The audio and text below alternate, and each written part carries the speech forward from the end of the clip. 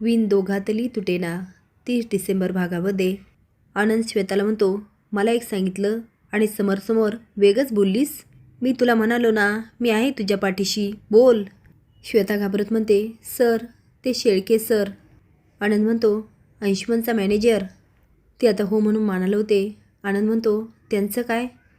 ती म्हणते, सर, त्यांनी मला धमकी दिली होती, तू जर समर सरांना काही सांगितलं तर तुला कामावरून काढल्या जाईल आणि मला कामाची खूप गरज आहे. आणि एवढंच नाही सर, अंशुमन सर एक्स्ट्राचं काम देऊन मला जास्त वेळ थांबायला सांगतात. ऑफिसमधले सगळे निघून जातात आणि मी एकटीच असते. मला अंशुमन सरांची खूप भीती वाटते. आनंद म्हणतो, तुला काय भीती वाटते? ती म्हणते, अंशुमन सरांचा बिहेवियर अजिबात चांगला नाही. ते ज्या पद्धतीने माझ्याशी वागतात ना, ते खूप गलिच्छ आहे. आता श्वेता रडत म्हणते, सर, मला खूप भीती वाटते. आनंद म्हणतो, हे असं असेल तर समोरच्या कानावर घालायलाच पाहिजे. श्वेता म्हणते, सर, पण अंशुमन सर. तो म्हणतो, नाही, तू काळजी करू नको, मी बघतो. आता आनंद समरकडे जातो आणि म्हणतो, समर, मला अंशुमनबद्दल बोलायचं आहे. समर म्हणतो, हां बोल ना. तो अंशुमन त्या श्वेताला काहीही कारण नसताना एक्स्ट्राचं काम देऊन जास्त वेळ ऑफिसमध्ये थांबायला सांगतोय. समर म्हणतो, तो असं का करेल? असेल काहीतरी काम. आनंद म्हणतो, समर, तू जेवढं सरळ समजतो ना तसं नाही आहे. समर विचारतो, म्हणजे तुला काय म्हणायचं आहे?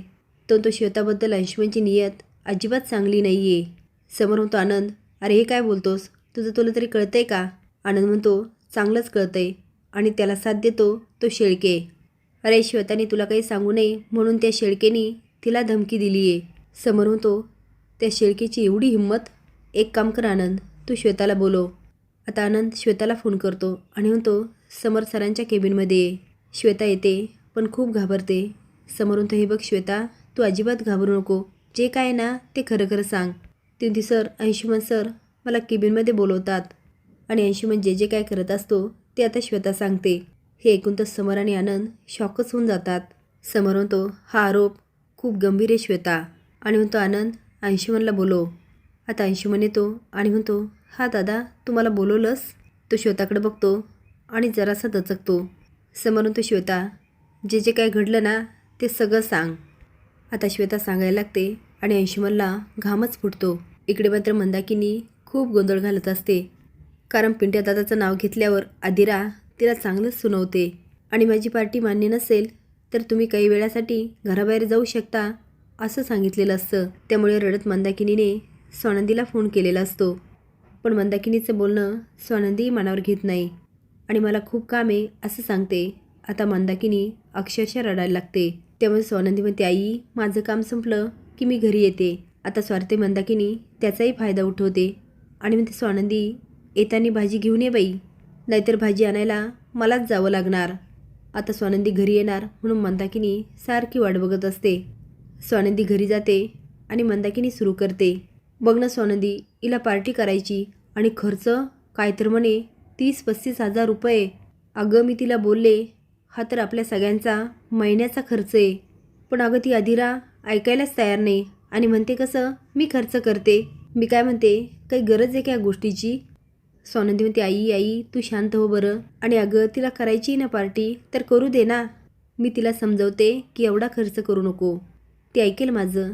आणि पार्टी करायची असेल तर करू दे. अगं एवढं तर चालतं. मंदाकिनी म्हणते, काय गरज आहे? मी म्हणते 31st आधी पण येत होतं, आम्ही काय पार्ट्याच केल्यात का? स्वानंदी म्हणते, आई, आदिरा ज्या वातावरणात वाढली ना ते वेगळं आहे. अगं ती श्रीमंतीत वाढलेली मुलगी, तिला या सगळ्याची सवय आहे. आता आपल्याला सवय नव्हती तर आपण नाही केलं.